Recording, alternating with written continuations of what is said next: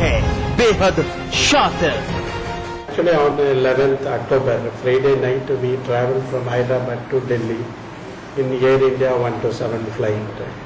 So we went to Hyderabad to attend one of our cousin brothers' wedding. So we carried 3 bags along with us. In that, one got very valuable items.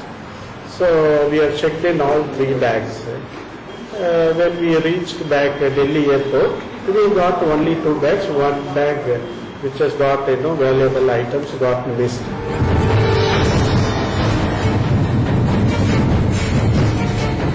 Delhi के रहने वाले ये जनाब 11 अक्टूबर 2013 के दिन हैदराबाद में एक शादी अटेंड कर एयर इंडिया की फ्लाइट नंबर 127 से वापस दिल्ली के डोमेस्टिक इंदिरा गांधी एयरपोर्ट पर उतरे, मगर उस वक्त भौचक्के रह गए जब बेहद सुरक्षित एयरपोर्ट से इनका बैग चोरी कर लिया जाता है। बैग के अंदर तकरीबन 16 तोले सोना और कई कीमती सामान थे। परेशान पीड़ित यात्री एयरपोर्ट सुरक्षा कर्मियों को बैग चोरी होने की इत्तला देते हैं। सुरक्षा कर्मी तुरंत एयरपोर्ट पर लगे सीसीटीवी कैमरे की फुटेज खंगालते हैं। फुटेज हकीकत खोल कर रख देती है। एक शख्स बैग के साथ बड़ी शातिरी से एयरपोर्ट से रफू चक्कर हो जाता है।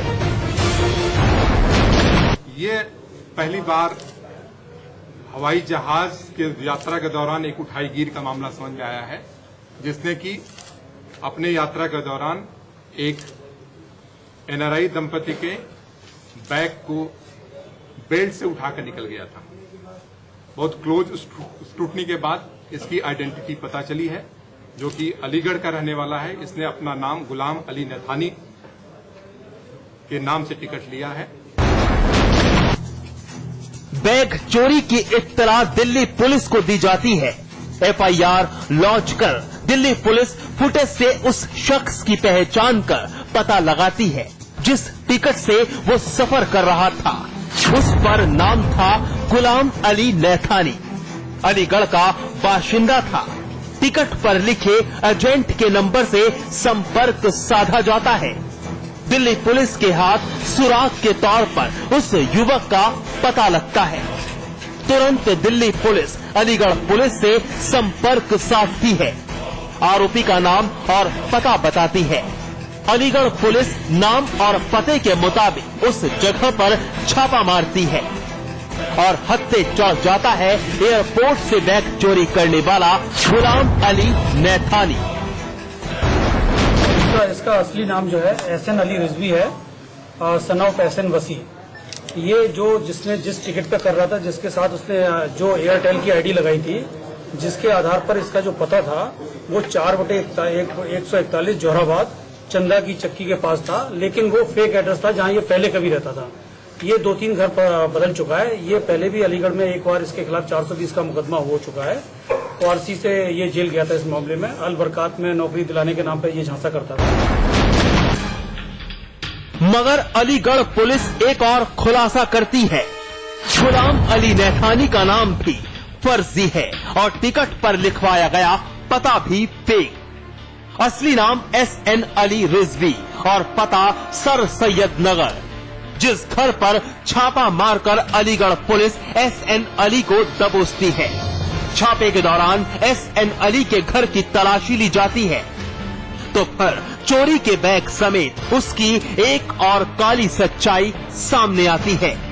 एक नीली बत्ती, राष्ट्रपति भवन से जुड़े कई दस्तावेज, सरकारी नौकरी दिलवाने के कई फर्जी कागजात, फर्जी स्टाम्प।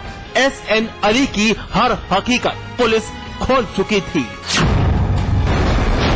ये दिल्ली जिनका बैग गया है, जो पैसेंजर और एक सिक्योरिटी ऑफिसर अलीगढ़ के होने के नाते जब यहाँ पे पहुंचे तो उनके साथ हम लोगों ने टाई अप करके इसके जो एक्चुअल फोन जो इस्तेमाल कर रहा था उसकी आईडी का पता करते हुए ये वर्तमान में 4/1361 सर सैयद नगर में रह रहा है, जहां पर हम लोगों ने इसको अरेस्ट करके और इससे बैग और बैग में अंदर जो भी ज्वेलरी है वो रिकवर दिल्ली पुलिस और संयुक्त टीम द्वारा की गई। इतने लेटर हेड्स हैं जिसपे राष्ट्रपति भवन करके पूरा एड्रेस लिखा हुआ है, कुछ एनवलप्स हैं जिनपे राष्ट्रपति भवन लिखा हुआ है ये अपने आप को एक राष्ट्रपति भवन में एक एडमिनिस्ट्रेटिव ऑफिसर के नाम से अपने लोगों को परिचय देता है। SN अली रिजवी पुलिस का मेहमान बना है, लेकिन उसका कहना है कि उसने कोई दवाई पी थी, इसलिए उस पर दवाई का नशा था। पता ही नहीं चला, मगर शातिर से कोई ये पूछे क्या बैग चोरी कर जेवरात भी नशे में बेच डाले। लिहाज के अंदर कागज का सूरत था, मैं जरा पे गया था और उसमें फोन लगा होती है, एक नशा था मुझे और उससे मैंने बैग कर लेकर रख लिया अपने और लेके बाहर निकला और फिर उसको लेके दिल्ली चला आया। SN अली रिजवी राष्ट्रपति भवन का फर्जी अधिकारी बनकर जनता पर रौब गालिब करता था। दिल्ली पुलिस और अलीगढ़ पुलिस की संयुक्त टीम ने चोरी का खुलासा तो किया ही, साथ ही साथ आरोपी की छिपी काली सच्चाई भी खोलकर रख दी, जिसके बलबूते भोली भाली जनता उसके फर्जीवाड़े का शिकार बनती थी। अनिल चौधरी, अलीगढ़ समाचार प्लस।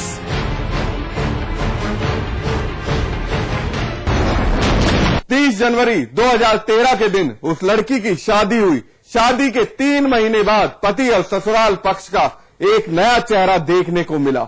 दहेज के लिए दरिंदगी का दौर शुरू हुआ। लड़की ने मायके से कुछ भी मांगने से इनकार कर दिया। बस फिर क्या, दहेज के लालची बेशरम बन गए। जिस लड़की की मेहंदी का रंग फीका भी नहीं पड़ा था, वो करवा चौथ का व्रत रखने की बजाय इंसाफ के लिए कानून का दरवाजा खटखटाने लगी। शादी 30 जनवरी 2013 में हुई थी। सब झगड़ा करते थे, मारपीट करते थे, दहेज मतलब मांगते थे, बाइक मांगते थे। तो मेरे पापा ने शादी 4 लाख में की थी, तो मतलब बाइक नहीं दी थी, तो इसलिए उन्होंने हमारे साथ घिनौनी हरकत की। बहन के तो हाथ पैर ऊपर बांधिए थे छत पर और मैं नीचे बांधी थी। वो भी मेरे शरीर से कपड़े सारे उतारे थे। और राजेश जोशी और संतोष और बंटी, धर्मेंद्र, कुंती और सरोज, ये 4-5 लोगों ने मिलके मेरे साथ मतलब सब कुछ किया था। पति धर्मेंद्र वो भी साथ थे? हाँ, वो भी साथ में थी। और सर मैं मतलब ये होश हो गई थी उस टाइम, मुझे नहीं बताया कि मेरे साथ क्या हुआ। सुनकर हमारा सर तो शर्म से झुक गया। पता नहीं हमारी पुलिस क्यों नहीं कोई कार्रवाई कर रही, पता नहीं क्यों आरोपियों को बचाने की जुगत भिड़ाई जाती है। क्या क्राइम कंट्रोल करने का नया तरीका निकाला है, या फिर फरियादी चक्कर पर चक्कर काटते रहे, उनकी सुननी ही नहीं। 30 जनवरी 2013 यही वो मनहूस तारीख थी जब अलीगढ़ SP ऑफिस के अंदर खड़ी इस पीड़ित महिला की शादी हुई थी। शादी के महज 3 महीने ही गुजरे थे, पति धर्मेंद्र और ससुराल पक्ष ने रंग बदलना शुरू कर दिया। उसी दहेज की दरिंदगी दिखानी शुरू कर दी जो दर्द देता है। महिला को मायके से मोटरसाइकिल मांगने का दबाव डाला गया। महिला ने परिवार से कुछ भी मांगने से इनकार कर दिया। बदसलूकियां बढ़ती चली गई, मारपीट की जाती और फिर दहेज के दानवों ने हर हद पार कर दी। पीड़ित महिला के मुताबिक दहेज की डिमांड नहीं पूरी करने पर पति धर्मेंद्र और 3 रिश्तेदारों ने मिलकर इसके साथ गैंग रेप किया, वो भी ससुराल पक्ष के हर शख्स के सामने। बेहद शर्मनाक। ससुराल जनों ने और 2 इसके जो जेठ लगते हैं और जेठानियों ने, इन 7 लोगों ने इसको जबरदस्ती पकड़ा। पकड़ने के बाद इसके हाथ पैर जो हैं वो सब बांध दिए चारपाई से और सारे कपड़े उसको उतार दिए। इसके बाद में लड़के ने जो एक इंटरक्रॉस की जो स्थिति है वो इसी के सामने की और उसके बाद और सबके लिए कह दिया कि इसको बाहर फेंक दो और जिसको जो हवस मिटानी है उसको हवस मिटाओ। और फिर साथ में सास ने ये कहा कि मिट्टी का तेल लाओ, उसको जला के फूंक दो, हम अपने लड़के की दूसरी शादी करेंगे। हमने थाना लोधा, थाना खैर, महिला थाना, SSP अलीगढ़ और राष्ट्रीय महिला आयोग, अब थाने पर ये स्थिति आती है। थाने पर सब इनको ये दबाव डाल रहे हैं कि आप समझौता करिए। अरे इसमें रखा क्या है, अगर हमने गिरफ्तारी भी कर ली तो जमानत हो जाएगी और जमानत और तब मामूली केस बना दिया कि 323 में रिपोर्ट दर्ज करिए। पीड़ित महिला की शादी अलीगढ़ के थाना खैर के रहने वाले धर्मेंद्र के साथ हुई थी। परिवार ने रीति रिवाज से शादी पूरी की, सब सामान दिया, मगर फिर भी दहेज की भूख शांत नहीं हुई। पीड़ित महिला का परिवार ज्यादा दहेज देने में असमर्थ था। बस उसी का हर जाना बेचारी इस मजलूम को भुगतना पड़ा। हाथ पैर चारपाई से बांधकर पति और उसके रिश्तेदारों ने बारी बारी से इसकी अस्मत नीलाम कर दी। साथ ही जान से मारने की धमकी तक दी गई।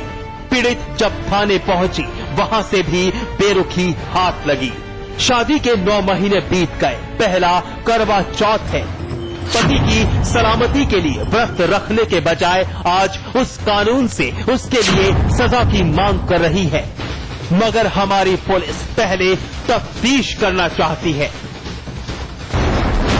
महिला अपने वकील के साथ अभी आई थी लोधा थाने करने वाली। उनका अपना पारिवारिक झगड़ा है और अपने पति और उनके परिवार वालों पर आरोप लगा रही हैं। तो जैसा उनकी बातों से लगा, उनके वकील साहब को उनका मुकदमा कायम हो गया है और एसओ को मैंने निर्देशित कर दिया कि उसमें सही और निष्पक्ष कार्यवाही करें। तो लड़की का आरोप है कि मेरे साथ सभी बता तो दिया, उनका आरोप है, उसकी जांच की जा रही है, मुकदमा कायम है। जब मुकदमा पंजीकृत है तो इन्वेस्टिगेशन के बाद ही उसमें कुछ कहा जा सकेगा। जिसके हाथों की मेहंदी भी नहीं फीकी पड़ी, आखिर वो क्यों अपने ससुराल पक्ष पर ऐसे गंभीर आरोप लगाएगी? अगर पुलिस को तफ्तीश करनी भी है तो फिर आरोपी बाहर खुलेआम क्यों घूम रहे हैं? क्या ऐसे ही मजलूम महिलाएं इंसाफ के लिए तरसती रहेंगी, जिनके साथ अत्याचार की हर सीमाएं लांघ दी जाती हैं? महज दहेज नहीं लाने पर इसकी देह से खिलवाड़ कर डाला। शर्म करो दरिंदों। अनिल चौधरी, अलीगढ़ समाचार प्लस। बहरहाल एनकाउंटर है, वक्त है ब्रेक का। ब्रेक के बाद दिखाएंगे सिकंजे में मासूम का गुनहगार।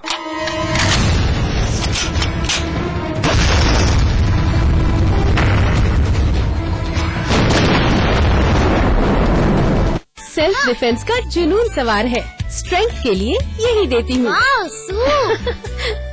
इस इंटेलिजेंट सुपरमैन को खीर बहुत पसंद है। हस्बैंड को ऑफिस में भी बिरयानी चाहिए।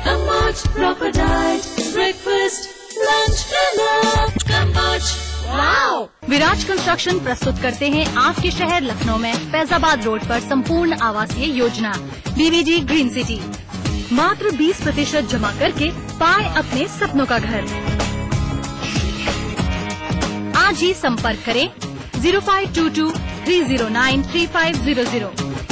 Fly me to the moon, let me swim among the stars. You are what I see, all that I worship. Fly me. North Eye, live closer to the moon. Supertech, yours for life.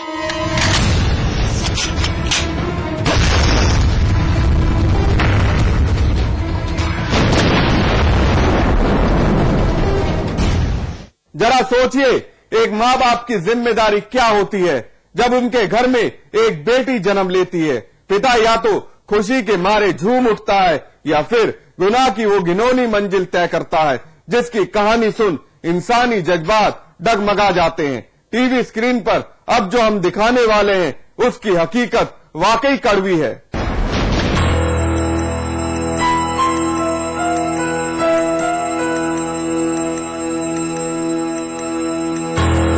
अस्पताल के भीतर दुपट्टे से चेहरा छिपाए ये वो बदकिस्मत लड़की है जिसके माँ बाप तो हैं, लेकिन फिर भी इसने ना तो पिता का प्यार देखा न माँ की ममता।